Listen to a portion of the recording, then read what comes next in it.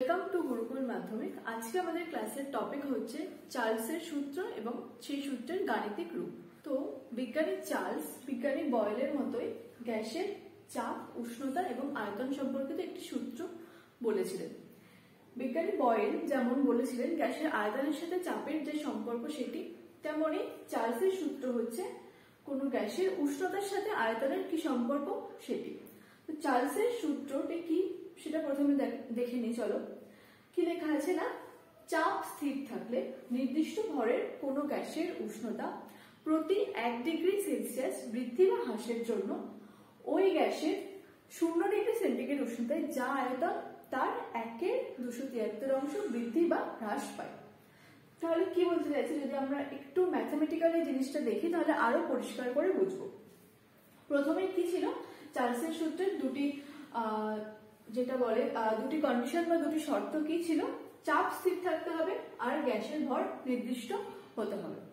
ঠিক স্থির চাপে নির্দিষ্ট ভরে যদি কোনো গ্যাসের উষ্ণতা হয় 0 ডিগ্রি সেন্টিগ্রেড, উষ্ণতা যখন 0 ডিগ্রি সেলসিয়াস বা সেন্টিগ্রেড, তখন যদি আমরা ধরি সেই গ্যাসের আয়তন হচ্ছে V0 বা V0, এটি হলো 0 ডিগ্রি সেন্টিগ্রেড উষ্ণতায় কোনো গ্যাসের আয়তন।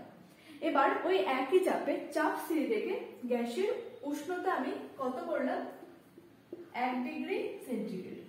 যখন গ্যাসের উষ্ণতা 0 থেকে 1 ডিগ্রি সেন্টিগ্রেড হলো, তখন গ্যাসের আয়তনের কি পরিবর্তন হবে না, 0 ডিগ্রি সেন্টিগ্রেড উষ্ণতায় যা আয়তন ছিল সেই আয়তনের 1/273 বৃদ্ধি বা হ্রাস পাবে।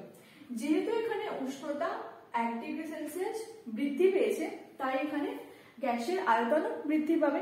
কত বৃদ্ধি পাবে, 0 ডিগ্রি সেন্টিগ্রেড উষ্ণতায় গ্যাসের যা আয়তন ছিল তার 1/273 বৃদ্ধি পাবে।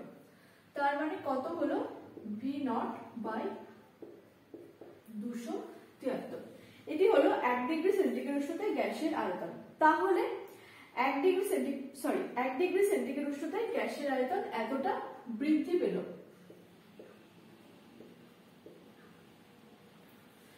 তাহলে 1 ডিগ্রি সেন্টিগ্রেড উষ্ণতায় সেই গ্যাসের মোট আয়তন কত হবে, প্রথমে ছিল V0, গ্যাসের আয়তন প্রথমে ছিল V0, পরে কতটা বৃদ্ধি পেল, V0 বাই 273। তাহলে গ্যাসের মোট আয়তন কত হলো,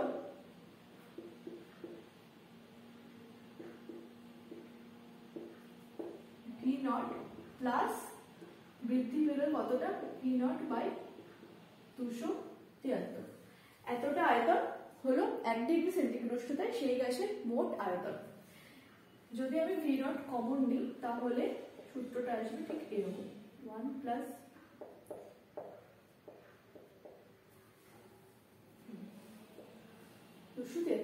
এটি হলো চার্লসের সূত্রের গাণিতিক রূপ। তাহলে চার্লসের সূত্র কি বলছে, চাপ স্থির থাকলে বা চাপ স্থির রেখে নির্দিষ্ট ভরের কোনো গ্যাসের উষ্ণতা যদি 1 ডিগ্রি সেন্টিগ্রেড বৃদ্ধি বা হ্রাস পায়, তাহলে ওই গ্যাসের 0 ডিগ্রি সেন্টিগ্রেড উষ্ণতায় যা আয়তন ছিল সেই আয়তনের 1/273 বৃদ্ধি বা হ্রাস পাবে।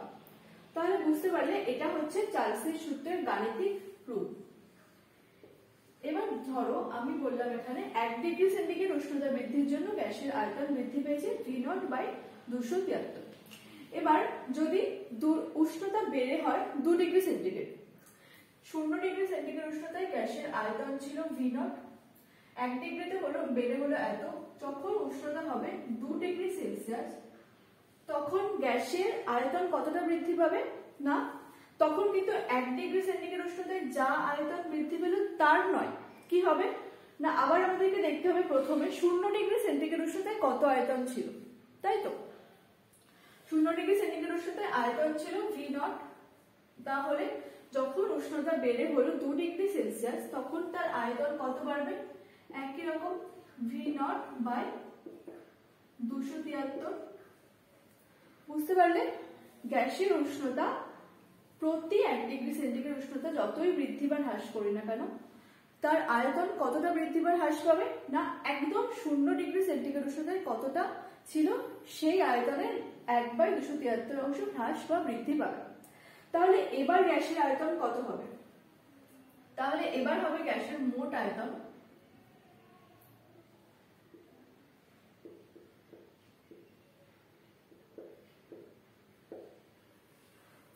শূন্য ডিগ্রি সেন্টিগ্রেড উষ্ণতায় গ্যাসের আয়তন ছিল V0।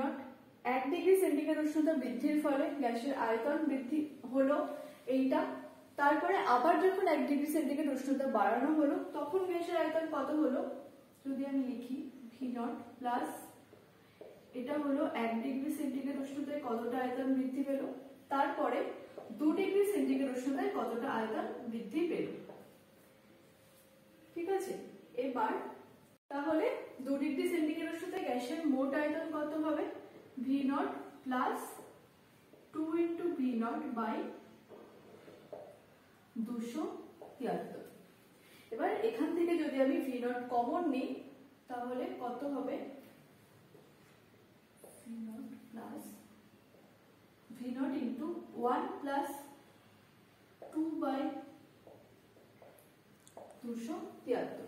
তাহলে বুঝতে পারলে 1 ডিগ্রি সেন্টিগ্রেড উষ্ণতা বৃদ্ধির ফলে গ্যাসের আয়তন বেড়ে হলো V0 ইন্টু 1 প্লাস 1 বাই 273। আবার যখন গ্যাসের উষ্ণতা 1 ডিগ্রি থেকে আবার 2 ডিগ্রি বাড়ানো হলো তখন গ্যাসের আয়তন বৃদ্ধি পেয়ে হয়ে গেল V0 ইন্টু 1 প্লাস 2 বাই 273। মানে 1 ডিগ্রি সেন্টিগ্রেড উষ্ণতা বাড়ানোর জন্য গ্যাসের আয়তন যখন বৃদ্ধি পাচ্ছে, বৃদ্ধি পেয়ে কত হচ্ছে তার যে গুণক, মানে আয়তন বৃদ্ধির যে গুণক সেটা হচ্ছে 1/273। আবার 2 ডিগ্রি সেন্টিগ্রেড উষ্ণতা বৃদ্ধির জন্য হচ্ছে 2/273। তাহলে যদি আমি ধরে নিই যখন গ্যাসের উষ্ণতা হবে T degree Celsius, T degree Celsius উষ্ণতা বৃদ্ধির জন্য চার্লসের সূত্র অনুসারে সেই গ্যাসের মোট আয়তন কত হবে, V0 into 1 plus T by 273। এটা হলো T ডিগ্রি সেলসিয়াস উষ্ণতা বৃদ্ধি বা হ্রাসের জন্য চার্লসের সূত্র অনুসারে গ্যাসের আয়তনের বৃদ্ধি বা হ্রাস।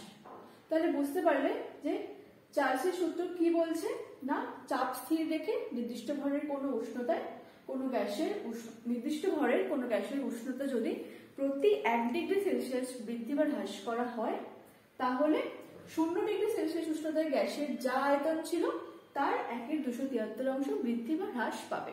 দেখো, যদি আমাদের পরীক্ষাতে প্রশ্ন আসে যে চার্লসের সূত্রটি বিবৃত করো এবং তার গাণিতিক রূপটি লেখো, তখন তোমরা ঠিক কিভাবে সাজিয়ে লিখবে। প্রথমে তো লিখতে হবে চার্লসের সূত্রের যে বিবৃতি ছিল সেটা লিখবে পুরোটা, একদম যা যা এখানে লেখা আছে সেই রকম ভাবে। তারপর গাণিতিক রূপটা বোঝানোর জন্য কি কি স্টেপ করবে দেখো। প্রথমে লিখে নেবে যে ধরি যদি 0 ডিগ্রি সেন্টিগ্রেড উষ্ণতায় চাপ স্থির রেখে, এই চাপ স্থির এই কথাটা কিন্তু সবসময় চার্লসের সূত্রের ক্ষেত্রে মাথায় রাখবে এবং সবসময় এটা লিখবে।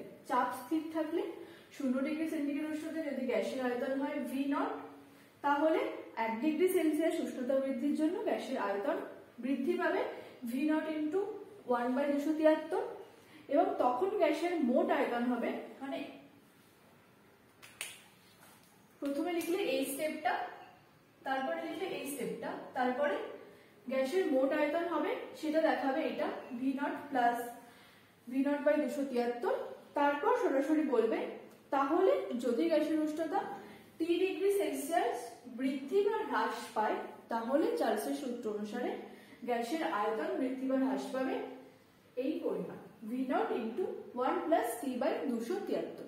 ঠিক আছে, যখন যদি কোশ্চেনে আসে তাহলে যদি তোমরা এইভাবে স্টেপ ওয়াইজ লেখো তাহলে এটা একদম ঠিকঠাক এবং কমপ্লিট একটা অ্যান্সার হবে।